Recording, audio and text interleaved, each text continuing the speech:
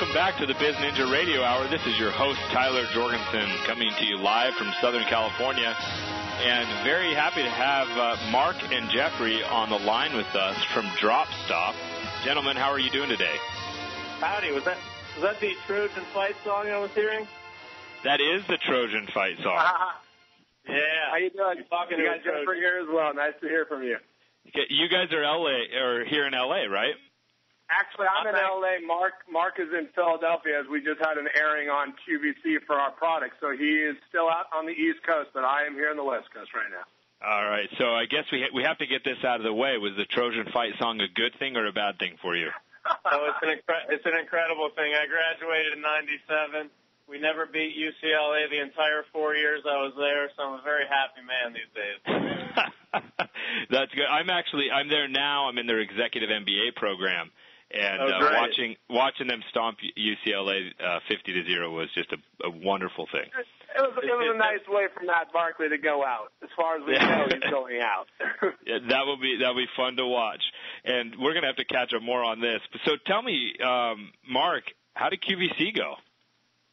QVC was amazing. We just always do so well here. The audience has really been incredible to us. They really love inventors and really the people that bring the products to them. So you really get to connect with the audience. And we've sold almost 200,000 DropStops with them. We're a top-rated product. They really support us. It's an incredible ride. That's fantastic. So help us understand. One of the things that goes well about that is we get to do a live on-air demonstration, Tyler. So you get to actually show people how DropStop works. You get to show them how it installs over the seatbelt catch. And, you get to actually get into the people's homes where they get to see and feel what's going on instead of just kind of just talking about it. So that does really well for us. That's fantastic. Now, I've seen your website. I've seen your product, so I know what it is. Let's start with telling us what was the problem. What happened that made you need to invent this?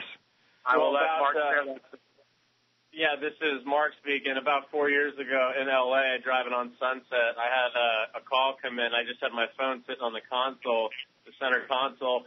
I just needed to hit the button to send it to Bluetooth, but it rang and it vibrated and sort of shimmied off down the gap. And just instinctively, I just turned away for a second, reached down, made me tug the wheel to the right, and I was going 40 miles an hour.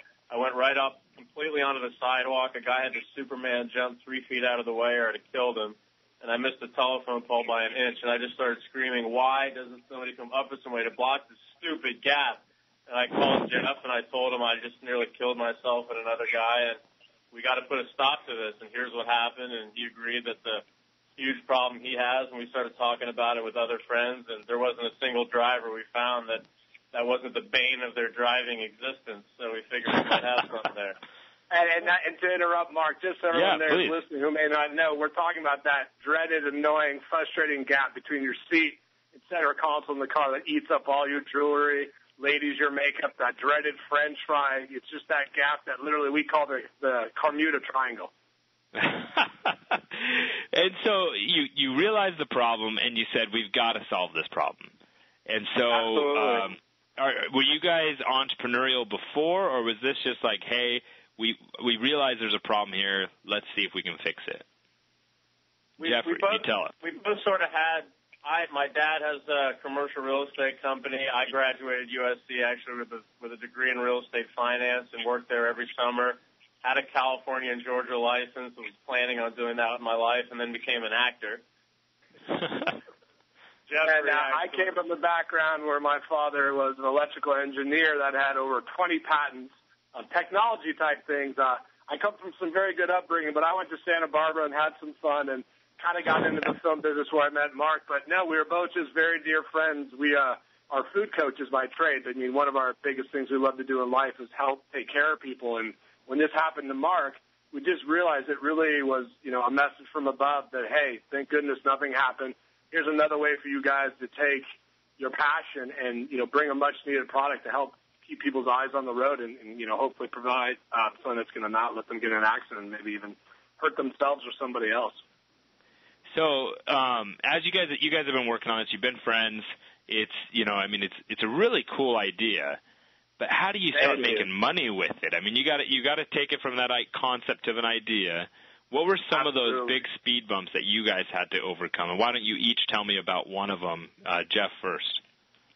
I think the very first thing I like to say, as you just said, an idea is only as good as its execution. Unbelievable idea, incredible, that no one had actually even come up with it. And I think just getting the first steps going, we literally bought the book, Inventors for Dummies. We just didn't have any idea what we were doing. And I'll tell you right now, 5 years later, Tyler, if we knew the journey we'd be on was going to be like this, we might have rethought it. But again, we have zero regrets. It's been an amazing, beautiful thing. But just getting to even do the prototyping, going from step one where we went into something called the 99-cent store or Pick and Save or whatever, Big Lots, and just going in there and grabbing a whole bunch of products, not having any rhyme or reason why we did it, and just really sitting down and putting together a great prototype. But that I would say for any new entrepreneur and inventor, the number one thing you need to do is put something together to actually see if it's going to work. I would say that was, I don't know if that was a challenge, but we went through probably over 40 of them to where we got to where we are, where the product is made out of neoprene, that wetsuit material, because albeit it is one of the most expensive materials out there, it is the only product, it's the only material that's going to make the product durable, very stretchy, it's stain and liquid resistant. It's really going to truly make it last the life of your car. And then just coming up with the actual design. How is this going to work? We knew there was three things that had to happen. It had to work in any size gap in any car. It had to look good. And more importantly, people adjust their car seats. They move them back and forth. It had to move back and forth with the seat. And that was when we came up with the idea of making the built-in slot. If you've never seen the product before, there's a small built-in slot that is designed to go right around that seatbelt catch. You slide it down, you stuff it in the gap, so when you move your seat back and forth, it literally becomes one with the car. You don't have to readjust it, reinstall it. Once it's in there, it's good to go. So I would say one of the bigger challenges was actually coming up with the perfect prototype, which years later we did. Well, that's great. And so, how did you take it from that concept of prototype to getting all the way now on QVC and selling this around the country?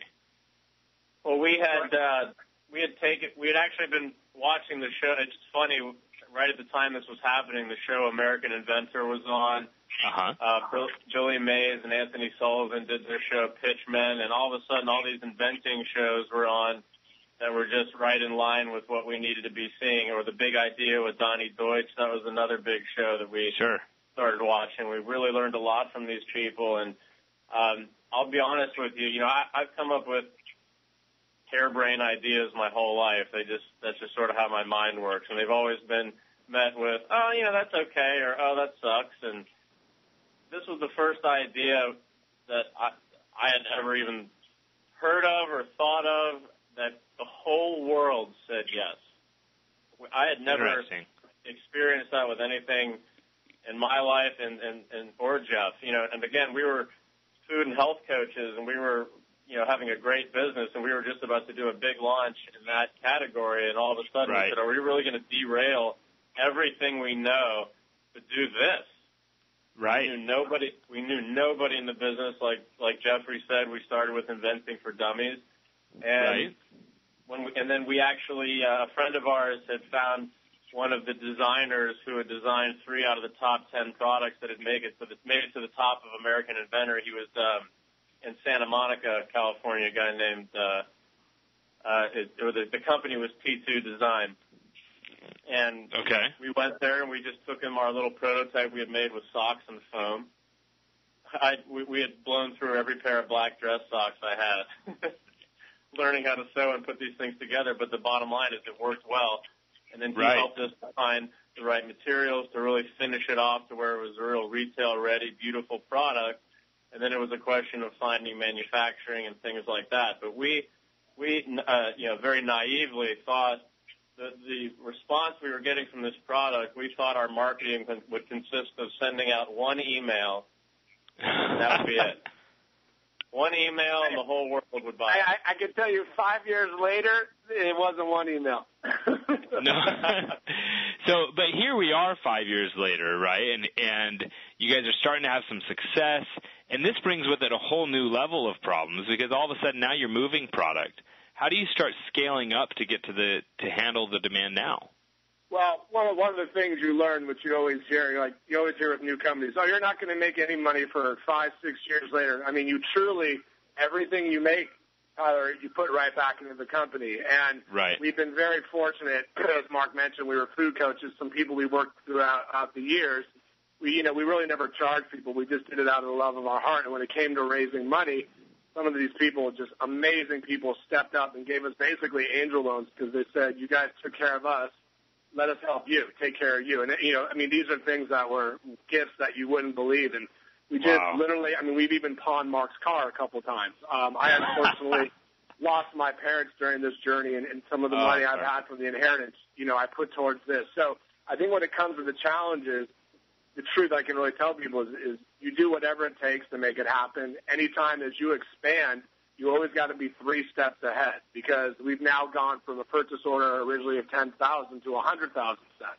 To me, and that takes a whole different amount of capital to do. Yeah, you got to figure everything out. Again, we've been very fortunate to have some amazing people behind us and some other circumstances that have led to it. But even to this point in time, every single dollar we have, you got to keep putting it back in the company and growing and just budgeting and mapping it out. But really, the truth of it is having an unbelievable faith that no matter what you come across, whatever tries to derail you, you just don't lose your focus. That's really the most important thing. That's awesome. So, guys, tell me one, I hope we can connect in the new year in person and, meet down in L.A. sometime and talk more. But before we go, tell me a little bit more about you guys. So I want to know more about you guys, the inventors behind this. Marc and Jeffrey, tell me about one of the things on each of your bucket lists. Well, one of mine would be to get off Jeffrey's couch. I've been living on it for 4 years. I wouldn't call that a bucket list. I'd call that within the next year, hopefully, list. Yeah, that's your New Year's resolution. I would say for me, the greatest thing about DropStop is it is a team of friends and family. In this business, they call it the DR, the direct response. Unfortunately, there's a lot of copycat artists and people who do things that aren't the best. And we really try to keep to our integrity. And the most amazing thing, Tyler, is the people who are behind us. I don't know if I call it my bucket list, but the success we have from this, everything that we make from this is to give back to our friends and help them follow their dreams. And that's really what it is all about for me, and I know for Mark as well. Everything that we can do, the people who support us to get us to where we are, do something so special to help protect people. I can't wait to get everybody out of their jobs that they don't like, and all these amazing people who back us and say, okay, let us be your backers, let us be your support. So that's my life dream. I don't know if you call it a bucket list, but that's what I want to do. Oh, got it. I think they're both, it's awesome. So, guys, thanks for coming on. We're going to go to a brief commercial break, but much continued success with DropStop. Hope those 100,000 POs. Do you mind if I let them know where they can actually get this on the web? Oh, I'm sorry. Right? Absolutely. I thought we'd done that. Please tell us where they can get more information.